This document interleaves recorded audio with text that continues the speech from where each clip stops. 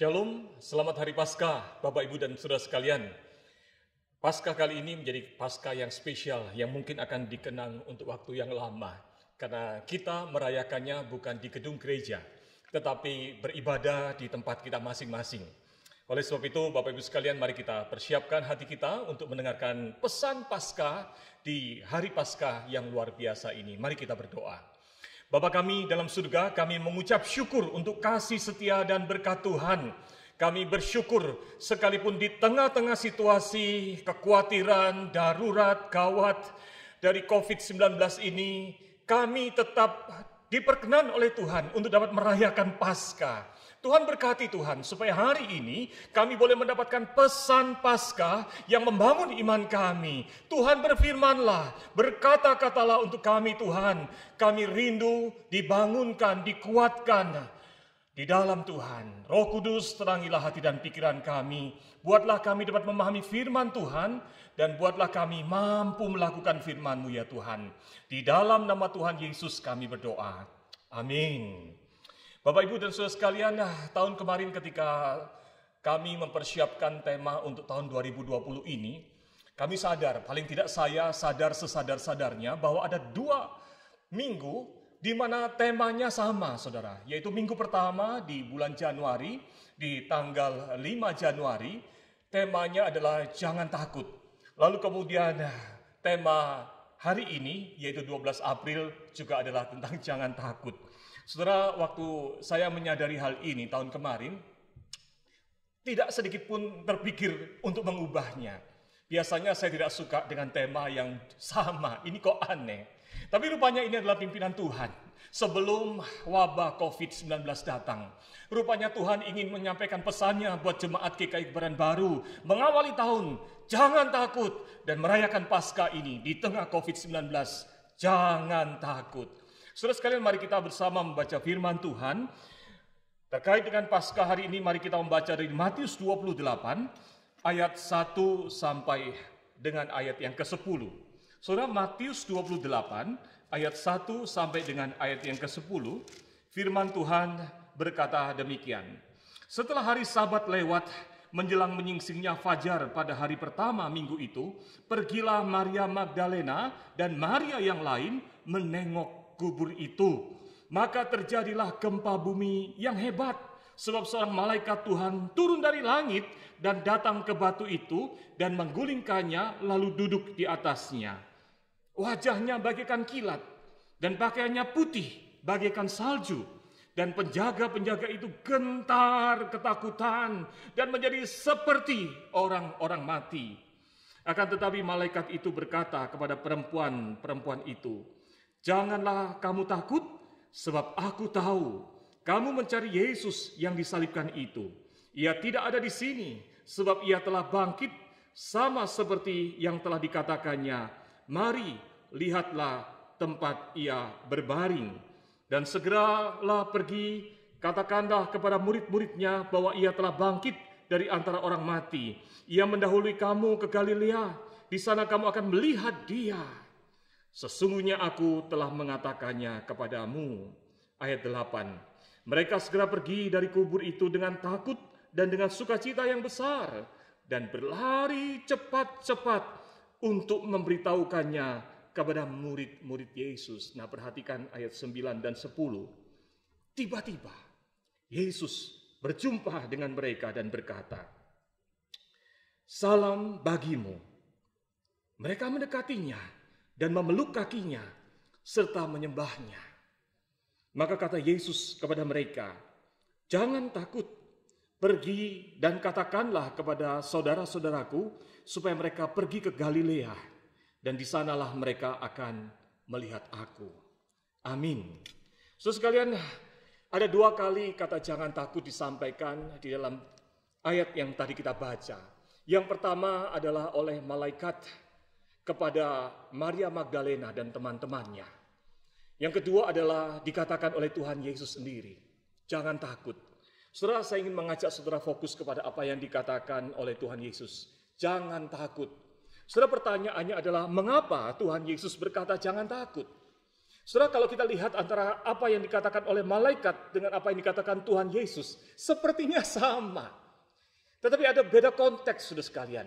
Kalau kita baca dengan teliti, malaikat mengatakan kepada perempuan ini jangan takut di dalam konteks ketika malaikat datang membuka kubur.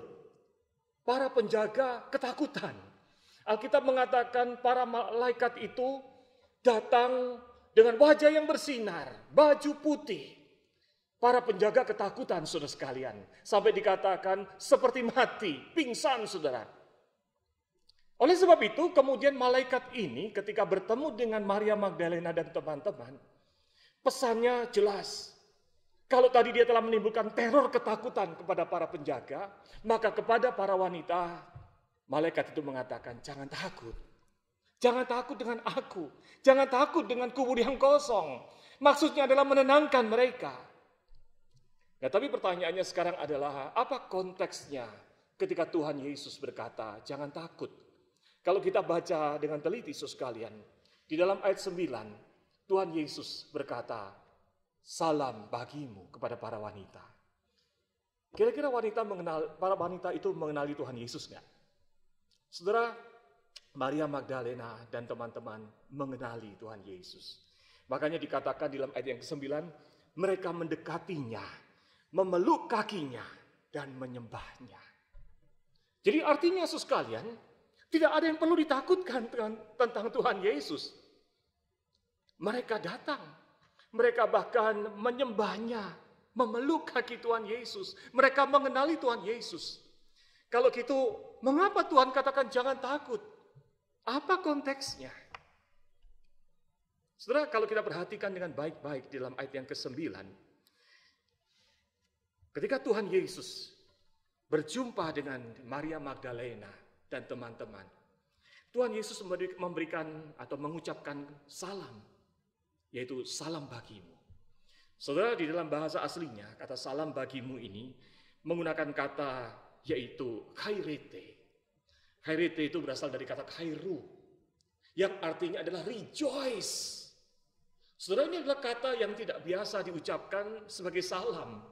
Biasanya, saudara sekalian, orang Israel ketika bertemu satu dengan lain mengatakan shalom, damai bagi kamu, bukan rejoice. Tetapi di sini Tuhan Yesus mengatakan rejoice. Kata kairu itu juga berarti rejoice in God's grace. Bersukacitalah di dalam anugerah Tuhan. Kata ini juga berarti sadari dan bersukacitalah atas anugerah Tuhan. Dan bentuk kata ini, saudara sekalian, adalah kata perintah. Saudara, kalau kita apa maksudnya? Saudara, maksud dari kata ini adalah untuk menenangkan dan menyadarkan para murid, khususnya Maria Magdalena dan teman-teman yang bertemu dengan Tuhan Yesus ini. Mereka baru saja mengalami kesedihan. Maka salam membuka kata pertama yang Tuhan ingin sampaikan adalah, Maria dan teman-teman, jangan sedih, bersukacitalah di dalam anugerah Tuhan. Kenapa bersukacita? Bersukacitalah karena kubur kosong itu bukan kekalahan.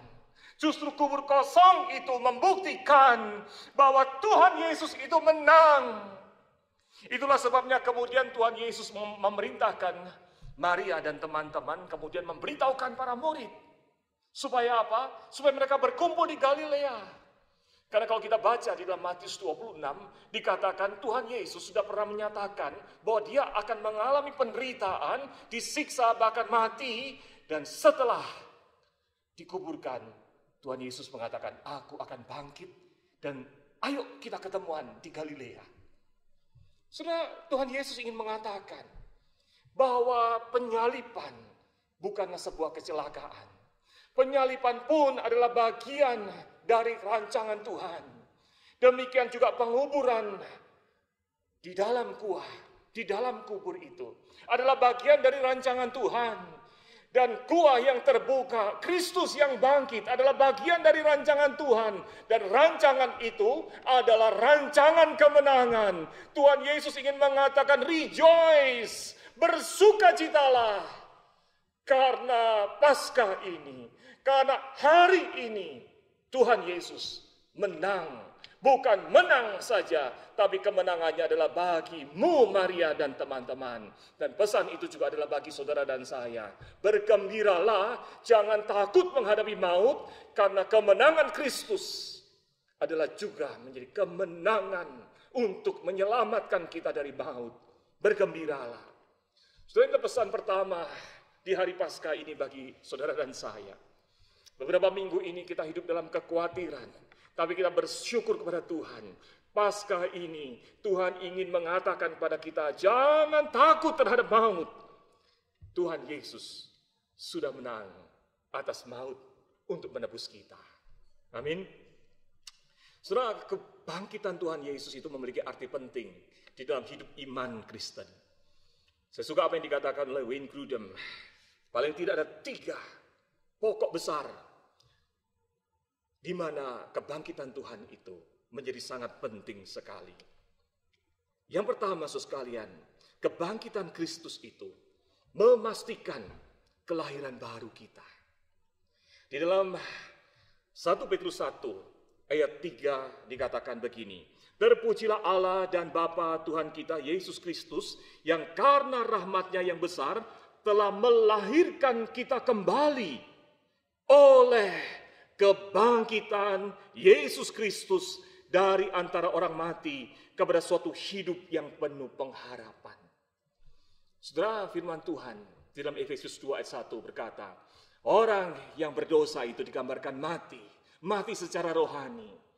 Tidak mampu merespon apapun, tidak mampu bertindak menyelamatkan dirinya. Bahkan kalaupun ada keselamatan tidak mampu merespon karena mati.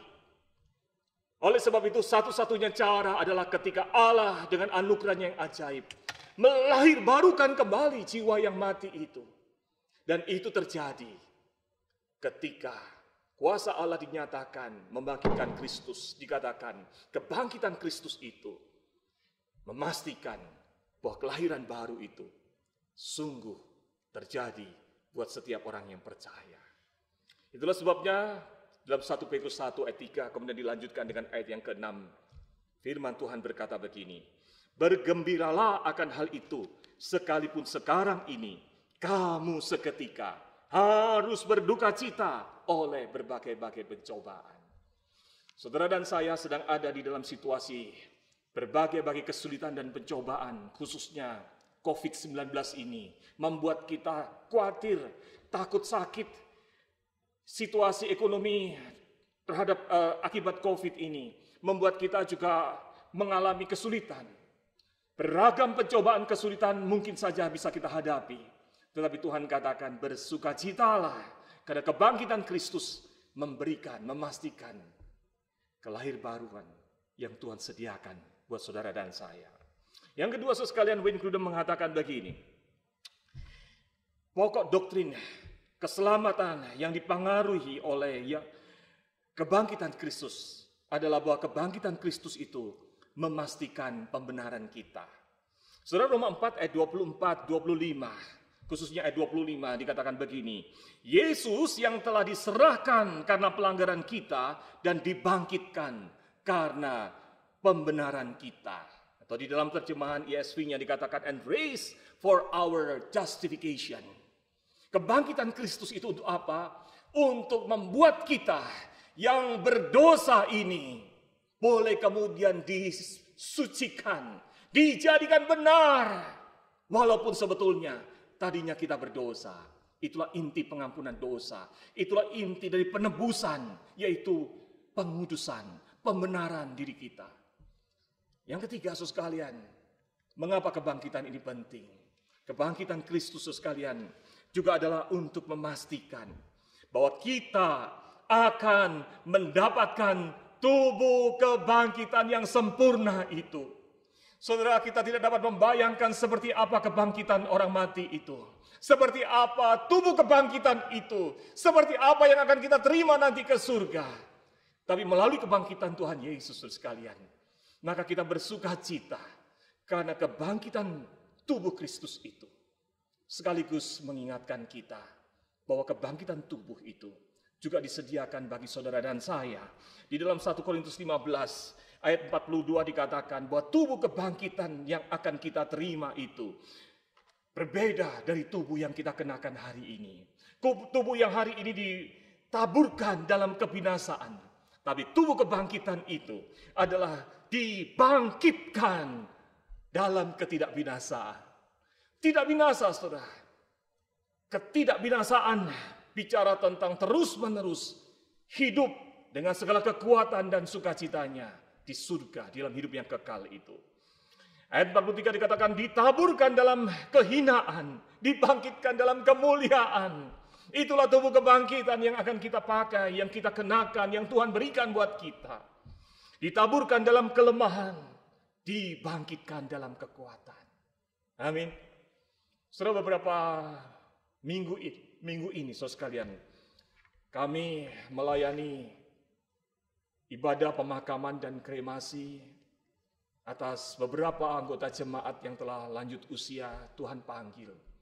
Saudara sekalian, di dalam situasi seperti itu, yang indah adalah ketika semua anggota keluarga meyakini bahwa di dalam iman, di dalam Tuhan Yesus Kristus, maka kematian tidaklah akhir dari segalanya.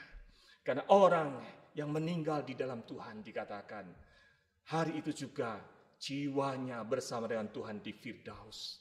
Dan firman Tuhan juga mengatakan pada waktu kedatangan Tuhan kedua kali, maka Tuhan datang bersama seluruh jiwa orang yang telah mati di dalam Kristus. Lalu mereka akan mengenakan tubuh kebangkitan itu. Tubuh yang dibangkitkan dalam kekuatan, dibangkitkan di dalam kemuliaan. Bukan tubuh yang kita kenakan sekarang ini. Saudara, betapa sukacitanya, itulah glorification, puncak dari penggenapan karya keselamatan Tuhan. Itulah sebabnya kebangkitan Kristus menjadi begitu penting di dalam hidup kita hari ini. Itulah sebabnya Tuhan mengatakan, bersukacitalah, jangan takut terhadap maut. Kubur kosong membuktikan Kristus, Tuhan kita, menang. Dan kemenangannya adalah untuk saudara dan saya. Saudara, yang berikutnya, saudara sekalian, ketika Tuhan berkata, jangan takut. Apa yang dimaksud dengan jangan takut di dalam hal ini? Saudara, menarik sekali kalau saudara perhatikan. Pada waktu kejadian, ketika Maria Magdalena dan teman-temannya bertemu dengan malaikat. Selesai malaikat mengatakan jangan takut. Malaikat kemudian menjelaskan apa yang terjadi dengan tubuh yang kosong. Malaikat kemudian meminta Maria Magdalena dan teman-teman pergi memberitahukan para murid bahwa Tuhan Yesus sudah bangkit. Ayo bertemu di Galilea. Yang menarik adalah respon dari Maria Magdalena dan teman-teman. Mari kita perhatikan ayat 8. Mereka segera pergi dari kubur itu. Tapi catatan berikutnya menarik, saudara. Dikatakan, mereka segera pergi dari kubur itu dengan takut dan dengan sukacita yang besar. Saudara, waktu membaca bagian ini saya bingung. Apa yang dimaksud dengan takut, tapi juga dengan sukacita yang besar? Saudara, artinya begini, saudara sekalian. Ketika mereka mendapatkan berita dari malaikat itu, di dalam hati mereka masih ada tersisa sebagian, yaitu rasa takut. Tapi sebagian lagi adalah sukacita besar. Kalau memang benar yang dikatakan malaikat itu buat Tuhan Yesus bangkit. Oh, betapa sukacitanya. Ini seperti apa yang diajarkan oleh Tuhan Yesus. Tapi di satu sisi, mereka belum bertemu Tuhan Yesus. Mungkin mereka masih bertanya-tanya, apa iya, apa benar? Saudara, mari kita bayangkan. Apa yang akan terjadi ketika seseorang punya dua perasaan? Di satu sisi perasaannya adalah sukacita besar, 50%, lalu 50% yang lainnya adalah ketakutan atau keraguan. Apa yang akan terjadi dalam perjalanan para wanita itu? Waktu mereka berlari-lari dengan cepat-cepat, hatinya masih ada dua, setengah berkata sukacita, setengah lagi masih takut. Saudara, kalau ada sampai masalah di jalan, mereka ditangkap tentara atau ada masalah, lalu mereka menjadi lebih banyak takutnya, ya ada masalah, maka sukacitanya jadi berkurang. Saudara, apa yang terjadi? Saya yakin ketika mengalami masalah di dalam perjalanan, maka yang akan mengambil dominan adalah ketakutan itu. maka sukacita mereka akan hilang. Iman mereka akan goyang. Saudara bayangkan kalau saudara hari ini mendapatkan hadiah. Jangan hari ini deh, hari ini lagi banyak situasi virus ya. Saudara mungkin tidak suka bepergian. Tapi katakan selesai. COVID-19 ini masalahnya selesai, lalu saudara mendapatkan hadiah. Hadiahnya adalah jalan-jalan keliling dunia, saudara. Dari Indonesia, saudara, trip pertama adalah ke Singapura. Wah, dalam rangka merayakan bebas COVID-19, saudara di jalan-jalan gratis ke Singapura, dari Singapura dengan pesawat yang sama lalu pergi ke Hong Kong. Dari Hong Kong dengan pesawat yang sama masih dalam tur keliling dunia, saudara ke Jepang, lalu ke Korea, lalu ke Inggris bertemu dengan Ratu Elizabeth bersalaman foto bersama, lalu selanjutnya ke Amerika bertemu dengan para artis di sana, lalu ke Australia, baru kembali ke Jakarta. Satu perjalanan yang gratis, senang-senang. Saya percaya saudara senang, apalagi saudara habis dikurung di rumah karena situasi COVID-19 ini. Tapi pada waktu saudara mulai siap-siap berangkat, lalu saudara tahu bahwa ternyata pesawat udara yang dipakai selama perjalanan tur keliling dunia itu adalah Boeing 737 MAX yang kemarin dilarang, saudara. Tidak dilarang dipakai karena ada masalah dan sering jatuh, saudara. Maka saudara, hati saudara mulai bimbang. Ada satu sisi senang keliling dunia, gratis lagi, apalagi selesai dikurung di rumah selama COVID-19. Tapi di satu sisi, saudara mengalami takut kalau naik Boeing 737 ini. 737 MAX, saudara. Nah, saudara, kalau saudara mengalami kebimbangan seperti itu, saudara mulai jalan, pesawat mulai naik dari Jakarta menuju ke Singapura. Di perjalanan di daerah Sumatera biasanya banyak turbulensi, saudara mulai goyang-goyang. Hati saudara yang tadinya 50% senang, 50% takut. Pertanyaan saya, kira-kira menjadi berapa persen senangnya, berapa persen takutnya? Apalagi ketika saudara mulai mau turun ke Singapura, ternyata pesawatnya goyang-goyang lagi. Pertanyaan saya, berapa persen takutnya? Berapa persen senangnya? Jangan-jangan saudara begitu saudara sampai Singapura langsung saudara mengatakan, sudah saya nggak lanjutkan lagi perjalanan, lebih baik di rumah saja, betul nggak? Saudara, kalau hati kita 50% senang, sukacita, 50%-nya lagi adalah ragu dan takut, maka iman kita bisa goyang. Itulah sebabnya saudara sekalian, selesai para malaikat mengatakan jangan takut di tengah perjalanan. Firman Tuhan mengatakan, Tuhan Yesus kemudian menjumpai mereka sebelum mereka bertemu dengan para murid. Sebelum mereka menjadi saksi untuk memberitakan kebangkitan Tuhan. Mereka harus punya iman yang bold, sukacita yang penuh, tidak diragukan, tidak mengalami keraguan apapun juga. Itulah sebabnya saudara sekalian, firman Tuhan mengatakan, salam bagimu, atau di dalam bahasa Yunaninya, kairete.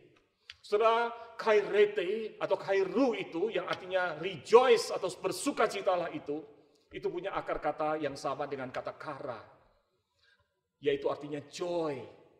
Memiliki hubungan dengan kata karis yang artinya anugerah. Tuhan ingin mengatakan saudara sekalian, hei para wanita, Maria dan teman-teman, sebelum engkau pergi menjadi saksi Tuhan, sebelum engkau melanjutkan perjalananmu, engkau masih punya dua perasaan, senang dan takut. Hari ini sebelum engkau melanjutkan perjalananmu, berhenti dahulu. Lihat, aku menang. Supaya sukacitamu penuh. Ada anugerah, yaitu karis. Ada kara, yaitu joy. Oleh sebab itu rejoice, bersukacitalah. Itulah yang dimaksud dengan salam ini. Saudara sekalian, minggu lalu saya membaca satu berita. Berita ini menarik saudara sekalian. Judul beritanya berkata begini. Nenek 90 tahun sembuh dari virus corona setelah makan sup kentang.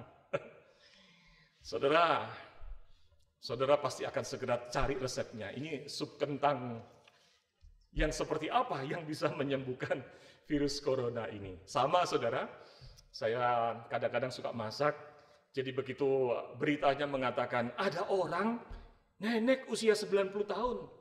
Saudara, orang lansia itu rentan terhadap virus corona. Tapi bisa sembuh gara-gara sup. Segera yang saya cari resepnya, sampai lupa baca ceritanya. Sudah ceritanya, ibu ini, nenek ini berusia 90 tahun, namanya Geneva Wood. Dia mulai terkena virus corona positif di awal Maret. Dan dari hari ke hari keadaannya semakin kritis. Dokter dan juru rawat sudah mulai give up. Mereka mulai melihat bahwa tidak ada harapan buat Geneva Wood ini. Apalagi usianya sudah tua, 90 tahun. Tapi saudara sekalian, keluarganya tidak putus asa. Dia punya seorang cucu namanya Kami. Maka suatu hari ketika situasi semakin kritis, Kami ini datang ke rumah sakit. Lalu membawakan sup kentang kesukaan dari nenek ini, dari Oma Geneva Wood ini.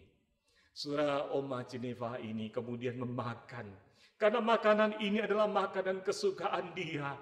Dia menjadi senang, dia menjadi tenang, maka saudara sekalian imun tubuhnya naik. Jadi di akhir Maret, tanggal 24 Maret, dinyatakan sembuh dari virus corona dan kemudian boleh pulang lagi bersama dengan keluarga. Oh, saudara sekalian, hati yang gembira adalah obat. Saudara, sukacita itu memberikan pemulihan, kekuatan. Oh, puji Tuhan. Kalau sukacita dalam konteks dunia, psikologi, menghasilkan semangat, daya imun tubuh yang tinggi. Apalagi kalau sukacita itu bersumber pada Allah yang hidup.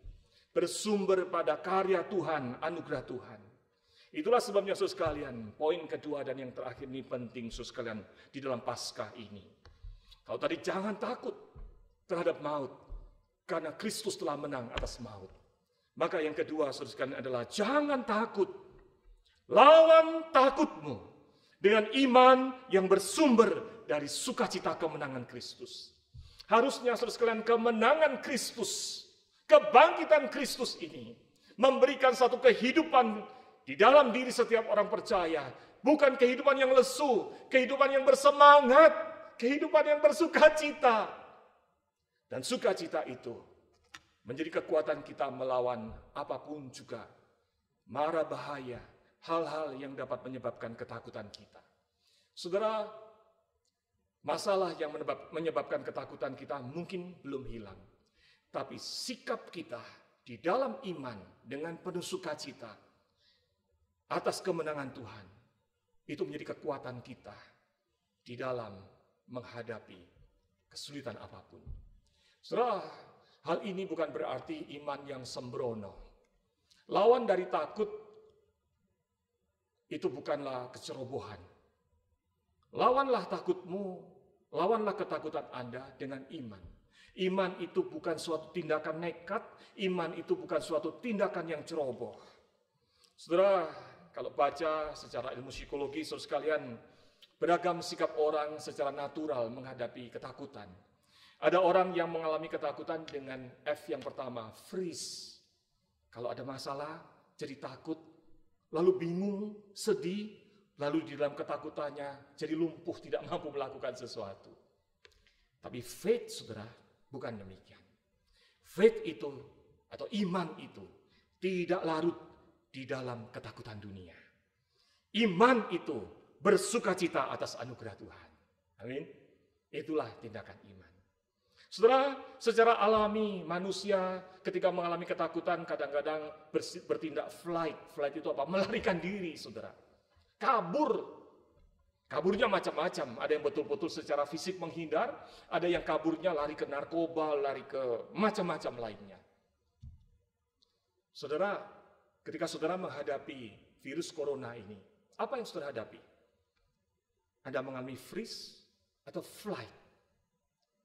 Ada yang bingung, panik, ada yang melarikan diri, menyangkali, enggak ada masalah. Saudara, masalah tetap ada. Maka sikap iman itu bukanlah flight atau melarikan diri. Tetapi sikap iman adalah mendekatkan diri kepada Tuhan.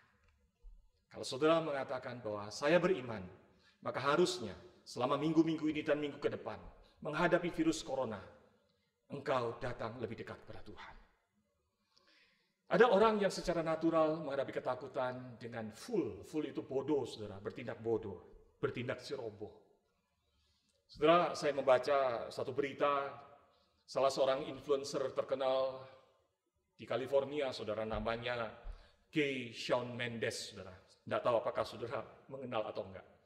Dia melakukan tindakan yang namanya Coronavirus Challenge atau tantangan coronavirus. Jadi itu mainannya anak muda, saudara. Tantangan ini, tantangan itu. Kali ini yang ditantang adalah siapa yang berani menjilat toilet umum pada saat virus corona ini. Saudara, ada beberapa orang yang melakukannya, termasuk Shawn Mendes sendiri melakukan itu. Saudara tahu akibatnya? Akibatnya setelah dia menjilat toilet di tempat umum, sekarang dia mengalami positif virus corona. Saudara, ini adalah tindakan yang disebut dengan ceroboh. Hal yang sama pernah terjadi pada waktu orang-orang di Jerman, saudara sekalian, mendapatkan wabah the Black Death, itu 1524. Waktu itu Martin Luther menegur karena banyak orang-orang Kristen yang meremehkan Black Death atau penyakit pes yang mematikan itu. Mereka pikir kalau diberkati Tuhan, karena Tuhan kita adalah Tuhan yang Maha Kuasa, harusnya orang Kristen tidak akan ketularan, tidak akan sakit, tidak akan mati.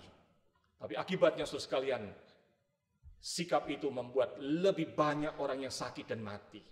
Kebanyakan adalah orang-orang yang bertindak seperti itu. Martin Luther di dalam suratnya mengatakan, orang-orang yang demikian bukan beriman. Orang-orang yang demikian adalah mencobai Tuhan. Orang-orang yang demikian adalah orang-orang yang ceroboh. Iman bukanlah ceroboh seperti itu. Iman bukanlah bertindak bodoh dan nekat. Tindakan iman adalah bertindak bijaksana dan hati-hati sesuai dengan hikmat Tuhan. Saudara, ada orang yang menghadapi ketakutan dengan fight. Fight itu artinya apa? Berjuang, mengatasi dengan mengandalkan diri sendiri. Tapi saudara, sikap iman itu adalah mengandalkan Tuhan, bukan mengandalkan diri sendiri. Ayo hadapi ketakutan kita dengan bersama mengandalkan Tuhan. Saudara, sepanjang sejarah gereja, orang Kristen tidak dibebaskan dari masalah hidup. Orang Kristen menghadapi masalah hidup yang sama dengan dihadapi oleh orang dunia ini. Dan hari ini kita juga melihat seluruh dunia bahkan mengalami virus corona, termasuk orang Kristen pun bisa menghadapinya. Di dalam situasi yang seperti ini, mari kita hadapi dengan iman, dengan sukacita yang berasal dari iman yang bersumber dari anugerah Tuhan. Dengan tenang bersandar pada Tuhan. Saya teringat dengan apa yang dikatakan oleh Billy Graham. Billy Graham berkata begini, umat manusia selalu diliputi kekhawatiran dan tekanan kehidupan modern semakin memperparah masalah ini. Banyak dari Anda dipenuhi dengan ribuan kecemasan. Maka bawalah semua kecemasan itu kepada Yesus Kristus dengan iman. Yang menarik adalah kemudian Billy Graham, pendeta besar itu, dia mengaku apa yang dia alami dan bagaimana dia mendisiplin diri dia. Dia berkata begini, di dalam hidup saya sendiri, hari demi hari saya belajar untuk menjaga agar pikiran saya terpusat pada Kristus. Kekhawatiran dan kecemasan dan keprihatinan dunia berlalu dan hanya kedamaian yang sempurna yang tertinggal dalam hati manusia. Artinya, saudara sekalian, Billy Graham pun bisa mengalami yang namanya takut, kekhawatiran, masalah hidup yang banyak. Tetapi dia belajar mendisiplin diri, bersandar pada Tuhan, mempercayakan dirinya dengan iman kepada Tuhan. Kristus Yesus yang menang itu, kemenangannya atas maut itu, harusnya berdampak kepada kehidupan iman yang lebih kuat, lebih mampu menghadapi masalah hidup. Sebab dia hidup, ada hari esok. Sebab dia hidup, ku tak cemas, karena ku tahu dia pegang hari esok. Mari kita berdoa. Bapa kami yang ada di dalam kerajaan surga, kami bersyukur untuk karya kasih Tuhan yang kami rayakan hari ini. Paskah adalah kemenangan Kristus. Kemenangan Kristus adalah untuk kami, menebus kami yang berdosa. Oleh sebab itu Tuhan, tolonglah kami supaya kami tidak larut di dalam ketakutan akan situasi dunia ini. Tolonglah kami supaya tidak takut menghadapi maut. Tolonglah kami Tuhan, untuk menyadari kemenangan Kristus itu sungguh telah menjadi kemenangan kami, sehingga kami boleh memperoleh selamat di dalam karya-Mu di kayu salib dan karya kebangkitan-Mu yang kami rayakan hari ini. Tuhan, tolonglah kami juga, biarlah dengan sukacita, keselamatan, kemenangan Kristus yang kami rasakan, kami boleh menghadapi situasi pergumulan apapun di tengah dunia ini. Mungkin masih ada air mata, bahkan hari ini semua orang di seluruh dunia ada dalam ketakutan akan virus corona ini. Oh Tuhan, tolong kami, supaya kami menjadi orang-orang yang tidak larut di dalam kekhawatiran, tapi belajar untuk bersukacita, mempercayakan diri pada Tuhan, lebih dekat pada Tuhan, dan bersandar kepada Tuhan, bertindak bijaksana di dalam Tuhan. Tuhan, teguhkanlah iman kami. Di dalam nama Tuhan Yesus kami berdoa. Amin. Selamat Paskah, Tuhan memberkati saudara sekalian.